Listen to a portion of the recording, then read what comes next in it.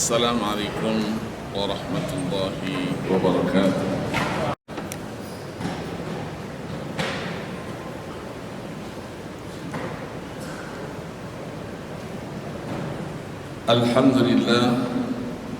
Alhamdulillahi rabbil alamin, wal aqibatu lil muttaqin, wala udwana illa 'alal zalimin. Asyhadu an la ilaha illallah wahdahu la syarika lah, wa asyhadu anna sayyidana wa nabiyyana Muhammadan abduhu wa rasuluh, sayyidul awwalin wal akhirin, wa imamul anbiya'i wal muttaqin. Allahumma salli wa sallim wa barik ala sayyidina Muhammadin wa ala alihi wa ashabihi ajma'in. Amma ba'du, fa ya ayyuhal muslimuna rahimakumullah, ittaqullaha haqqa tuqatih wa la tamutunna illa wa antum muslimun. Saudara-saudara sidang Jumat yang berbahagia, melalui mimbar khutbah Jumat pada hari ini, kami selaku khatib mengajak pribadi kami terutama dan saudara-saudara sidang Jumat yang berbahagia untuk selalu meningkatkan ketakwaan kepada Allah Subhanahu wa ta'ala. Takwa dalam arti kata yang sebenarnya, takwa di dalam perkataan, takwa di dalam perbuatan, takwa di dalam seluruh aktivitas keseharian, takwa dengan menjalankan segala perintah Allah Subhanahu wa ta'ala dan menjauhkan diri dari segala larangannya.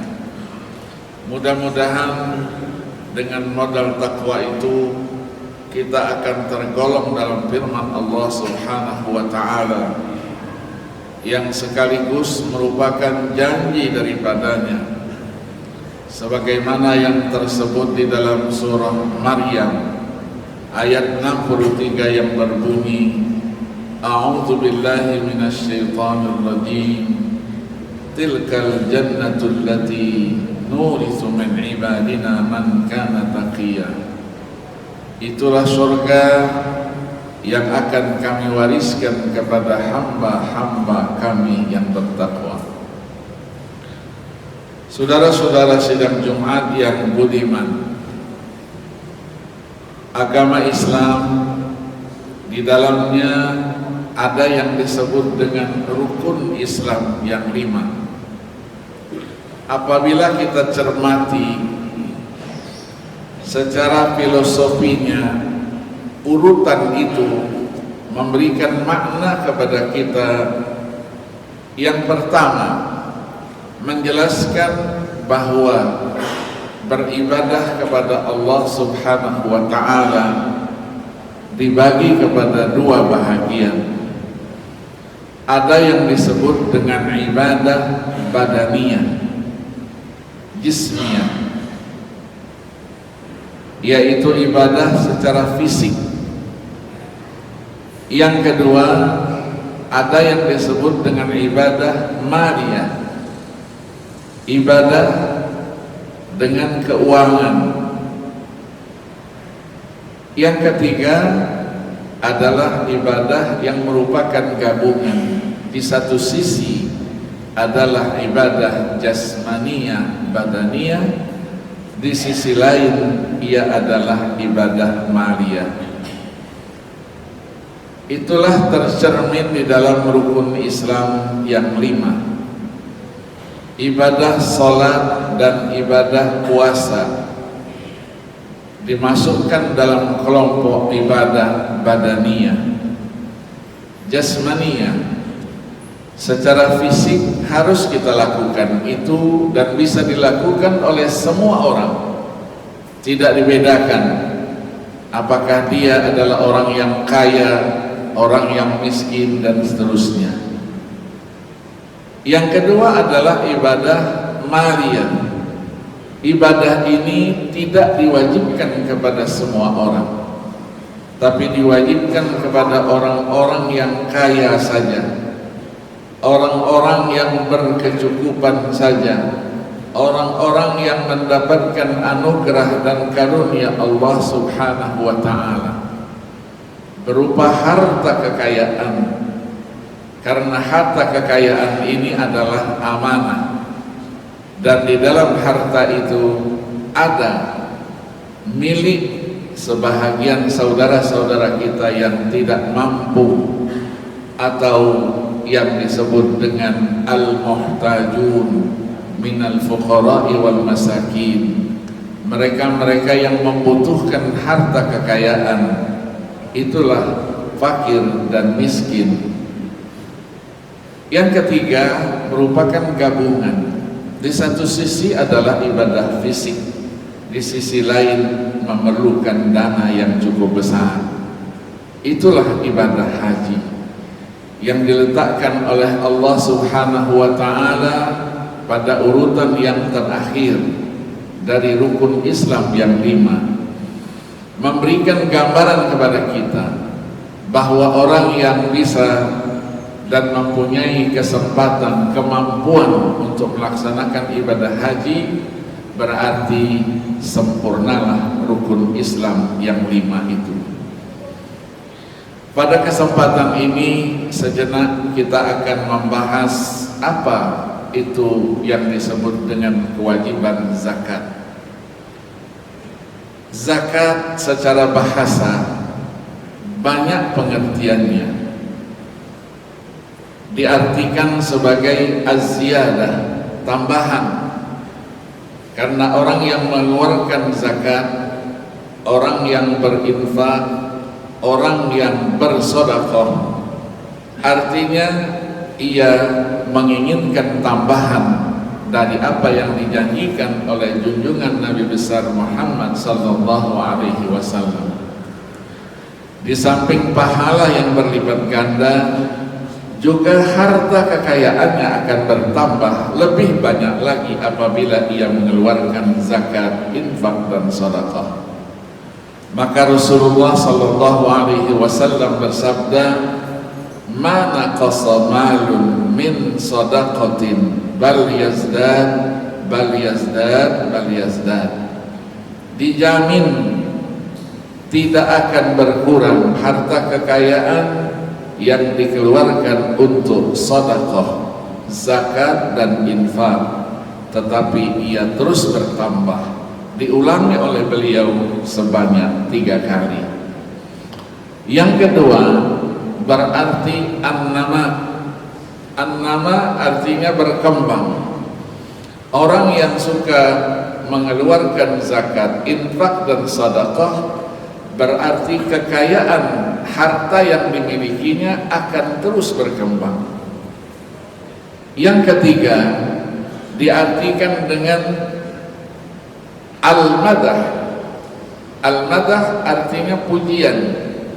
Orang yang mengeluarkan zakat berarti ia mengeluarkan apa yang dianugerahkan oleh Allah Subhanahu wa ta'ala. Tetapi orang yang tidak mau mengeluarkan zakatnya, tetapi menimbun harta kekayaannya, apalagi dalam bentuk perak, emas, diancam oleh Allah Subhanahu wa ta'ala, menjadikan orang-orang yang tidak terpuji. Yang keempat, zakat juga mempunyai arti barokah. Artinya orang yang suka berzakat, infak dan sedekah, Allah Subhanahu wa ta'ala akan memberikan keberkahan.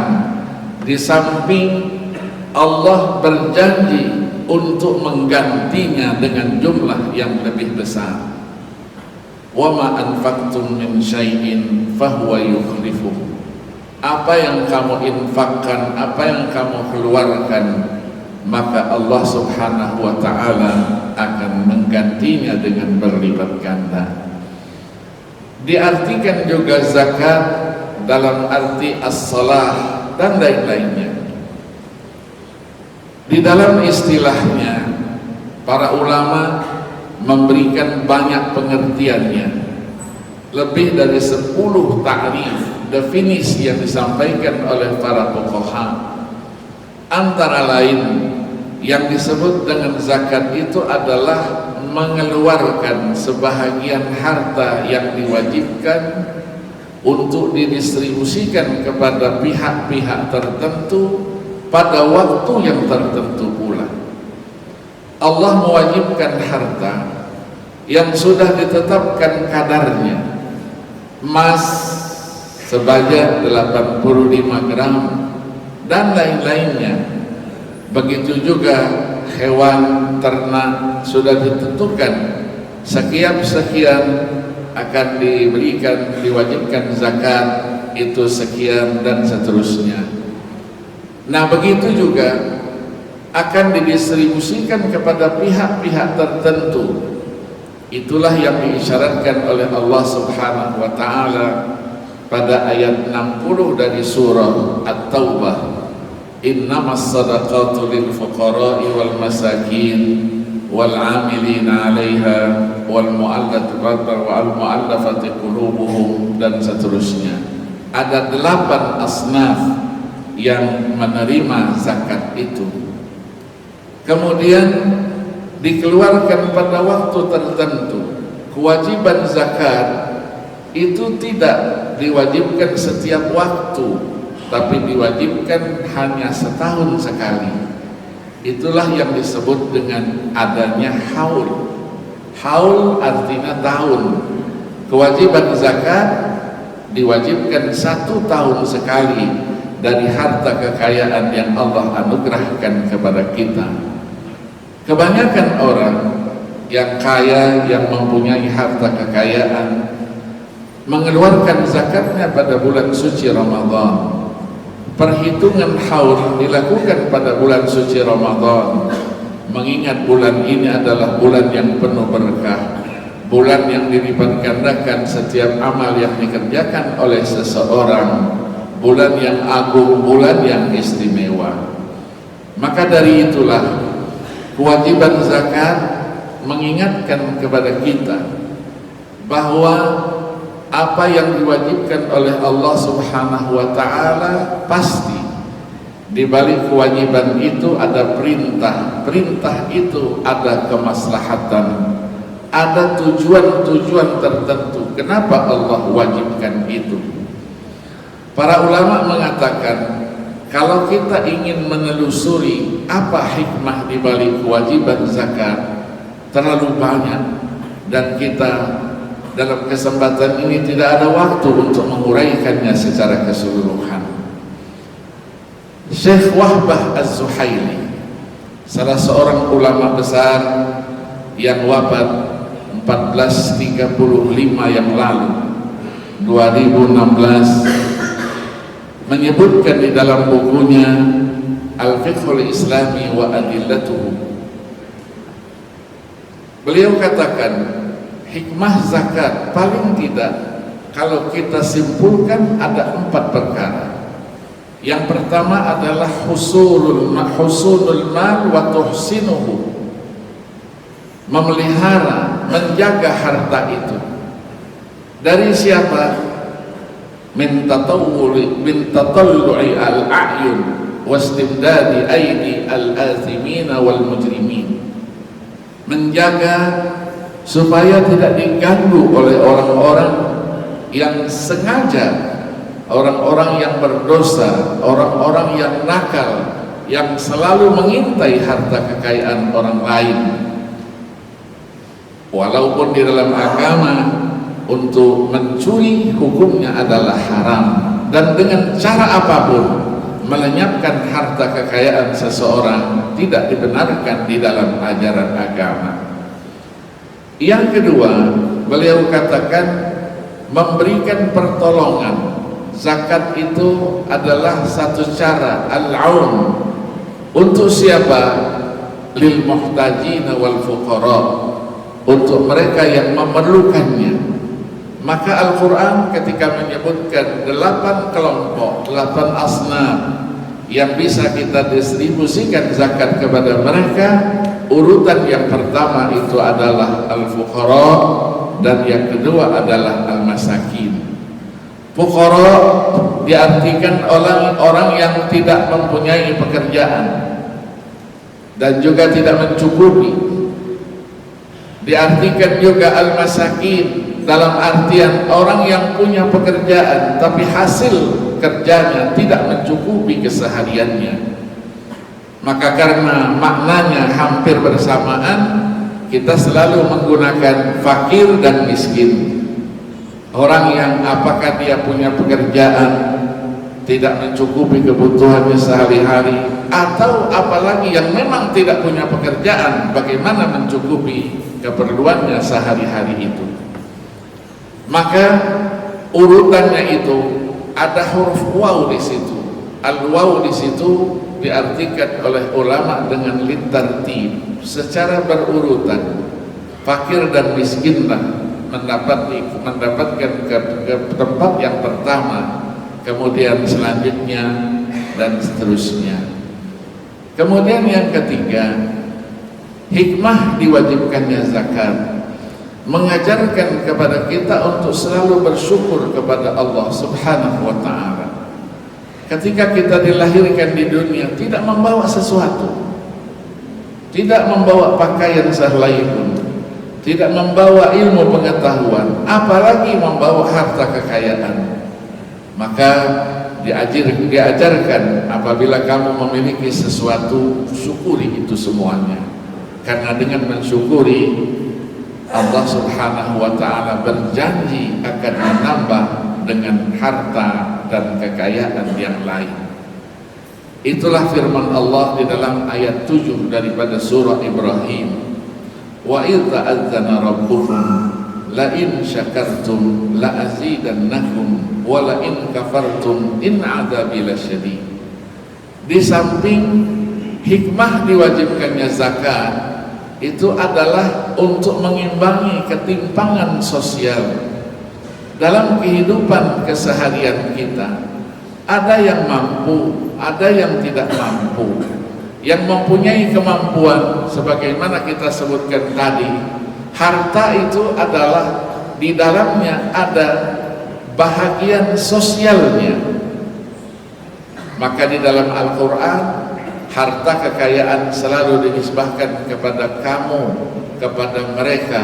Hanya sekali dinisbahkan kepada pribadi, ma'aghna anni maliyah, di dalam surah Al-Haqqah. Itu pun dalam bentuk kecaman.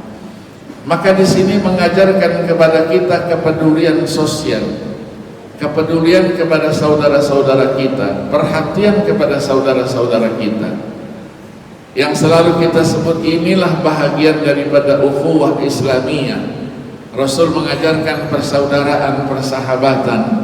Persaudaraan itu sendiri diartikan dengan kepedulian, perhatian.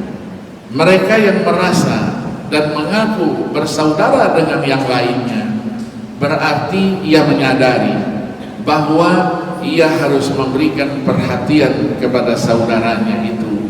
Itulah ukhuwah Islamiyah yang hakiki. Maka di dalam Islam banyak jenis persaudaraan. Ada persaudaraan seibu sebapa yang disebut dengan sekandung.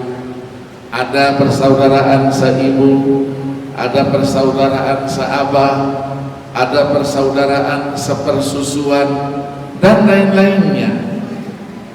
Ini perlu perhatian, dan itulah persaudaraan. Sampai diperluas maknanya, persaudaraan itu adalah orang yang mempunyai hubungan bahasanya, adat istiadatnya, tradisinya, dan bahkan profesinya dalam keseharian. Maka muncullah yang disarankan oleh mazhab Hanafi, bahwa orang yang bekerja apapun pekerjaannya itu diwajibkan untuk mengeluarkan zakat apabila sudah mencapai nisab yang diatur oleh agama. Banyak orang yang karena profesi dan keahliannya bekerja hanya sebentar saja waktunya, tidak terlalu banyak menyita waktu, dia dapat menghimpun uang sebanyak-banyaknya. Tetapi ada yang bekerja seharian penuh, tetapi ia tidak mampu untuk mencukupi kehidupannya dalam kesehariannya. Maka disitulah ketika Allah berfirman di dalam surah Al-Lahab, di dalam surah Al-Baqarah ayat 267, ya ayyuhalladzina amanu anfiqu min thayyibati ma kasabtum wa mimma akhrajna lakum minal ardh. Kasab di sini adalah usaha. Maka berusaha di sini adalah kerja keras untuk mendapatkan sesuatu. Ada yang tidak memerlukan kerja keras, tetapi karena perjuangan sebelumnya mendapatkan sesuatu, ilmu apapun yang dia kuasai yang mengantarkan kesejahteraan dalam kehidupannya. Apabila sudah mencukupi nisabnya, maka ia wajib mengeluarkan itu. Termasuk apa yang disebut dengan zakat profesi itu adalah para ASN wajib mengeluarkan zakatnya apabila sudah terpenuhi nisabnya. Kalau tidak, itu masih dalam bentuk nafkah dalam arti kata infak dan dalam bentuk yang disebut dengan istilah sedekah. Itulah yang dilakukan oleh pendahulu kita. Pegawai negeri dipotong 500 rupiah saja dalam setiap bulan dari gaji yang dia terima. Dibentuk sebuah yayasan, Yayasan Amal Bakti Muslim Pancasila.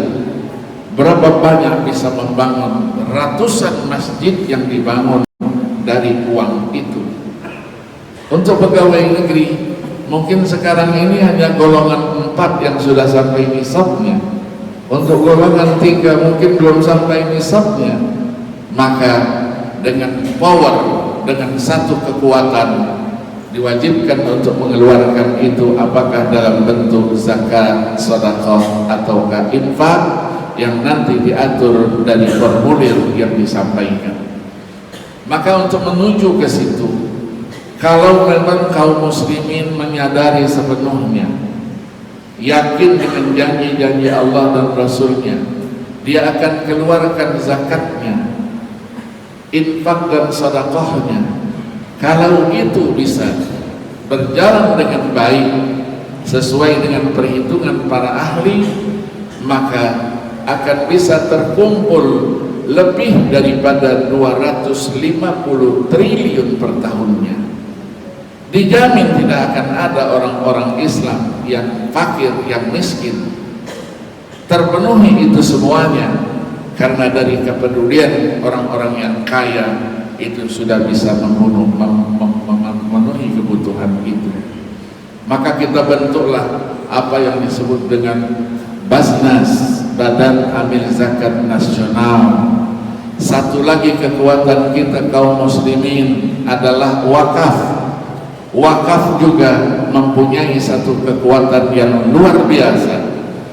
Negara-negara Arab Timur Tengah, mereka walaupun sudah kaya-kaya, apalagi negara-negara Arab yang miskin, kekuatannya ada pada wakaf. Mesir dengan Al-Azharnya yang sudah berumur lebih dari 1000 tahun, apabila negara berada dalam posisi krisis keuangan, maka negara pinjam dengan Al-Azhar sebagai yayasan wakaf yang terkemuka itu. Maka disinilah orang-orang yang apabila kita mengenang perjuangan-perjuangan mereka dalam rangka pengembangan zakat ini, pengembangan wakaf ini, menjadikan kita orang-orang yang teringat. Banyak di antara saudara-saudara kita para dermawan, mereka-mereka yang peduli dengan saudara-saudaranya itu. Di samping hikmah diwajibkannya zakat, itu mengajarkan kepada kita untuk mengikis segala macam bentuk sifat kikir, sifat bakhil, al-bukhl wasyuh, itu merupakan kedua sifat yang tercela di dalam ajaran agama. Jangan dikira dikeluarkan zakat, infak dan sedekah memang secara nominal dia berkurang, tetapi janji Allah Subhanahu wa ta'ala pasti dia akan bertambah. Muhasabah, dia lakukan muhasabah terhadap dirinya, apa yang sudah dilakukannya, sekaligus meningkatkan syukurnya kepada Allah Subhanahu wa ta'ala. Maka di situ ada rasa kekhawatiran bagi mereka-mereka yang sudah mengeluarkan zakatnya. Apakah zakat yang saya sudah keluarkan sudah saya hitung semua harta kekayaan yang saya miliki ataukah belum? Orang kaya walaupun dia memiliki perusahaan, ada accountingnya sendiri, tetapi terkadang dia menyibukkan diri untuk menghitung zakatnya sendiri, karena dia tahulah, dia paling tahu dengan harta kekayaan yang dia miliki. Masih ragu-ragu juga, dan mereka selalu berkonsultasi dengan saya. Kalau ragu-ragu, nanti tutup kekurangannya dengan infak dan sedekah. Sama dengan ibadah salat wajib kita, ada kekurangan, kita tutup dengan ibadah salat sunnah. Begitu juga puasa kita nanti. Puasa kita di bulan suci Ramadan, apabila kita nanti merasa ada kekurangan, ada puasa-puasa sunnah setelah bulan suci Ramadan. Ada puasa 6 hari di bulan Syawal. Kalau orang yang senang dengan matematika, kenapa orang yang puasa 1 bulan Ramadan kemudian 6 hari di bulan Syawal itu disamakan oleh junjungan Nabi besar Muhammad sallallahu alaihi wasallam dengan puasa 1 tahun lamanya? Kita hitung 30 hari ditambah 6 hari kali 10 berarti 360. Itulah hari-hari di dalam 1 tahun.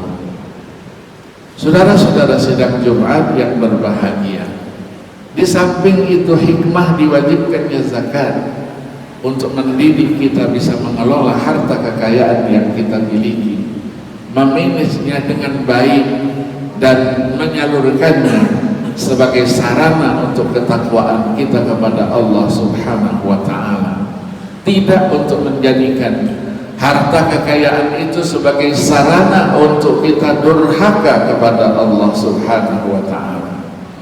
Maka orang-orang yang menimbun harta kekayaannya, terutama emas dan perak yang diisyaratkan oleh Allah Subhanahu wa ta'ala melalui firman-Nya ayat 34 dan 35 dari surah At-Taubah, Allah isyaratkan, walladzina yaknizuna adh-dhahaba wal fiddata wa la yunfiqunaha fi sabilillah fabashshirhum bi'adzabin alim. Orang yang menimbun emas dan perak, tidak diinfakkannya, tidak dikeluarkan zakatnya, maka sampaikan kepada mereka ancaman azab dan siksa Allah yang pedih. Apa itu azab dan siksanya? Disebutkan yauma yuhma alaihi yauma yuhma alaihi fi nari jahannam fatuqwa biha jibahuhum wa junubuhum wa zuhuruhum hadza ma kanastum li anfusikum fadhuqu. Rasakan itu semuanya, akan disetrikakan nanti di kepalanya, di mukanya, di belakangnya, di depannya. Semuanya itu adalah sebagai ancaman dari Allah Subhanahu wa ta'ala. Maka dalam kajian-kajian kritis pendayagunaan zakat, sekarang ini sudah banyak dikembangkan zakat dengan beraneka ragam.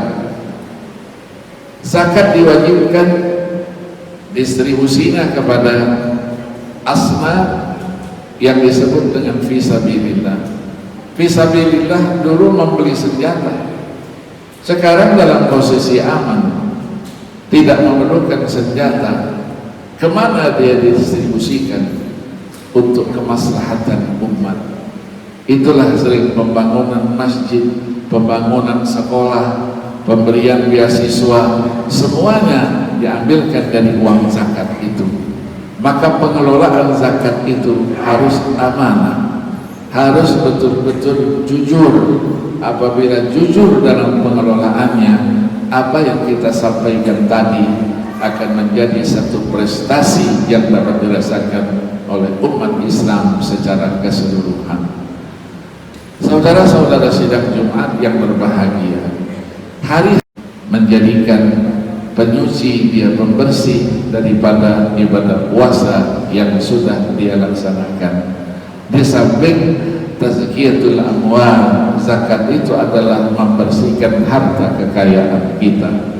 Itulah firman Allah Subhanahu wa taala di dalam surah At-Taubah ayat 103, khudh min amwalihim sadaqatan tutahhiruhum wa tuzakkihim biha wa salli alaihim inna salataka sakanun lahum. Ambil itu, diperintahkan Rasulullah untuk mengambil. Ini yang namanya power. Tanpa kekuasaan, zakat, infak dan sedekah itu tidak akan terkumpul. Maka dari itulah dijelaskan zakat, infak dan sedekah itu adalah untuk membersihkan dan menyucikan harta kekayaannya. Orang-orang yang menentang untuk tidak mengeluarkan zakat pada zaman Abu Bakar As-Siddiq radhiyallahu anhu diperangi. Itulah peperangan yang terjadi pada tahun ke-12 Hijriah ketika Rasulullah SAW sudah tidak ada lagi di tengah-tengah kita. Begitu juga Haris bin Tirar adalah salah kelompok yang enggan untuk mengeluarkan zakat. Rasulullah ancam, kalau kalian tidak mau mengeluarkan zakat, saya akan perangi kalian semuanya. Akhirnya mereka sadar dan kelompok mereka akhirnya mengeluarkan zakat dan menyerahkannya kepada junjungan Nabi besar Muhammad SAW.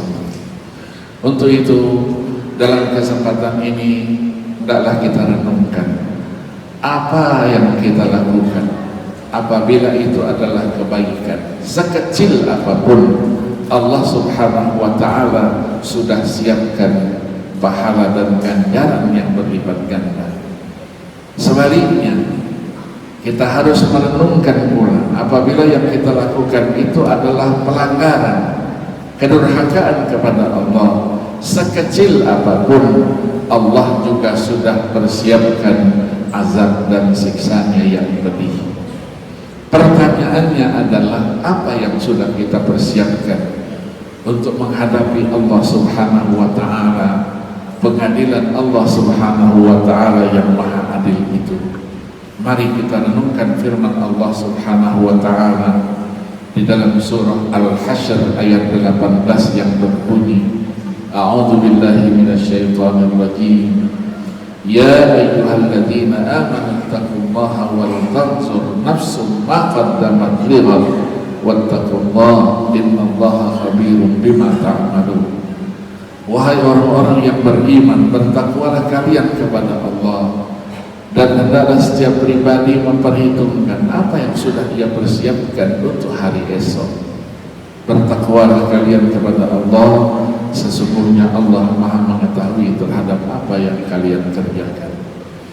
Barakallahu li wa lakum fil Qur'anil azim wa nafa'ani wa iyyakum bima fihi minal ayati wa dzikril hakim wa taqabbala minni wa minkum tilawatahu innahu huwas samiul alim. Aqulu qawli hadza wa astaghfirullahal azim li wa lakum wa lisairil muslimina wal muslimat wal mu'minina wal mu'minat fastaghfiruhu innahu huwal ghafurur rahim. Allahumma shalli ala sayyidina Muhammad wa ala ali sayyidina Muhammad.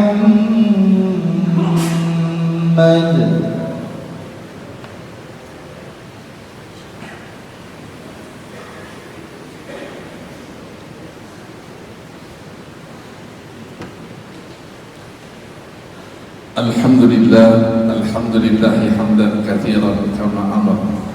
Asyhadu an la ilaha illallah wahdahu la syarika lah irghaman liman jahada bihi wa kafara. Wa asyhadu anna sayyidana wa nabiyyana Muhammadan abduhu wa rasuluh sayyidul khalaiqi wal bashar Allahumma salli wa sallim wa barik ala sayyidina Muhammad wa ala alihi wa ashabihi masabihil ghuraf. Amma ba'du, fa ya ayyuhal muslimuna rahimakumullah, ittaqullaha haqqa tuqatih wa la tamutunna illa wa antum muslimun.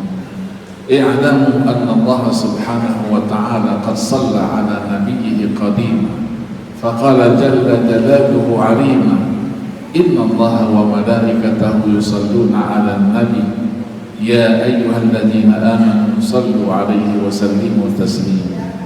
Allahumma salli wa sallim wa barik 'ala sayyidina Muhammadin wa 'ala ali sayyidina Muhammad kama sallaita wa sallamta wa barakta 'ala sayyidina Ibrahim wa 'ala ali sayyidina Ibrahim fil 'alamin innaka Hamidum Majid. وارض اللهم عن الخلفاء الراشدين أبي بكر وعمر وعثمان وعلي وعن الستة الباقين من عشرة الكرام وعن عمي نبيك خير الناس وعن أزواجه الطاهرات أمهات المؤمنين وعن أصحابه والتابعين وتابع التابعين لهم بإحسان إلى يوم الدين. اللهم انصر من نصر دين محمد واخذل من خذل المسلمين. اللهم اغفر لنا وللمسلمين والمسلمات والمؤمنين والمؤمنات الأحياء منهم والأموات إنك سميع قريب مجيب الدعوات يا قاضي الحاجات. اللهم إنا نسألك رضاك والجنة ونعوذ بك من سخطك والنار. اللهم إنك عفو تحب العفو فاعف عنا يا كريم. ربنا آتنا في الدنيا حسنة وفي الآخرة حسنة وقنا عذاب النار. عباد الله، إن الله يأمر بالعدل والإحسان وإيتاء ذي القربى وينهى عن الفحشاء والمنكر والبغي يعظكم لعلكم تذكرون. فاذكروا الله العظيم يذكركم وادعوه يستجيب لكم واسألوا من فضله يعطكم واشكروا على نعمه يزدكم ولذكر الله أكبر والله يعلم ما تصنعون.